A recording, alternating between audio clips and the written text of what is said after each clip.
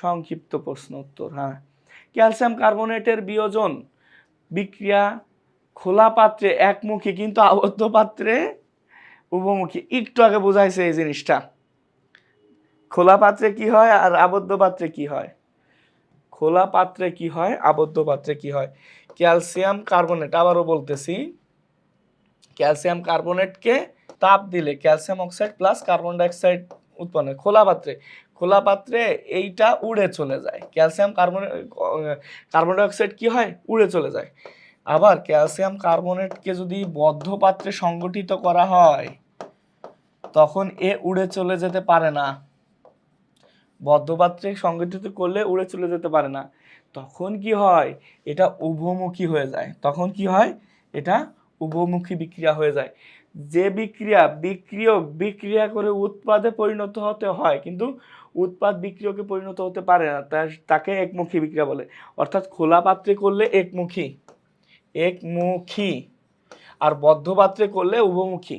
কারণ calcium carbonate বিক্রিয়া করে ক্যালসিয়াম অক্সাইড কার্বন ডাইঅক্সাইড উৎপন্ন হয়, কিন্তু কার্বন ডাইঅক্সাইড আর ক্যালসিয়াম অক্সাইড বিক্রিয়া করে আবার ক্যালসিয়াম কার্বনেট উৎপন্ন হতে পারে বদ্ধ পাত্রে, কিন্তু খোলা পাত্র হতে পারে না। তাহলে এটারে কি বলবো, উভমুখী। উভমুখী। আশা করি বুঝতে পারছো। পরবর্তী,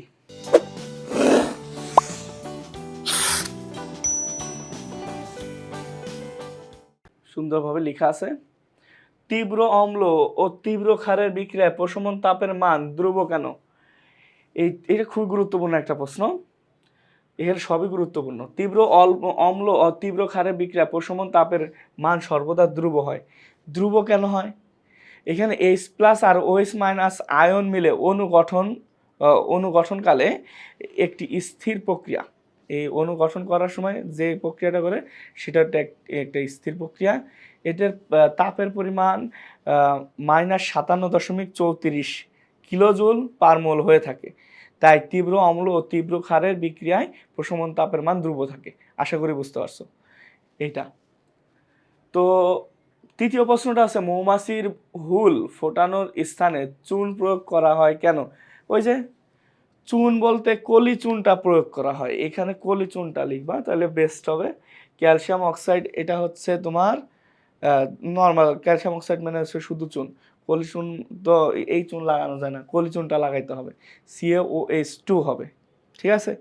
মৌমাছির উল ফোটানোর ক্ষত স্থানে কি হয়, শরীর থেকে যে বিষ প্রয়োগ হয় তা অম্লীয়। অম্লীয়টাকে প্রশমন করার জন্য কি করতে হবে, আমাদের ক্ষারীয় দিতে হবে। ঠিক আছে। তখন লবণ আর অ্যাসিড আর ক্ষারের মিশ্রণ লবণ আর পানি উৎপন্ন হওয়ার ফলে ব্যথা প্রশমিত হবে। বুঝতে পারলাম? ক্যালসিয়াম অক্সাইড বা ক্যালসিয়াম হাইড্রোক্সাইড একটা দিলেই হয়, বাট CaOH2 তার দিলে ভালো হয়। ঠিক আছে, CaOH2 দিবা। তো আজকে এই পর্যন্তই। আমাদের 7 অধ্যায়ের সলভ ক্লাস হলো নমুনা প্রশ্নের। পরবর্তী ক্লাসে দেখা হবে।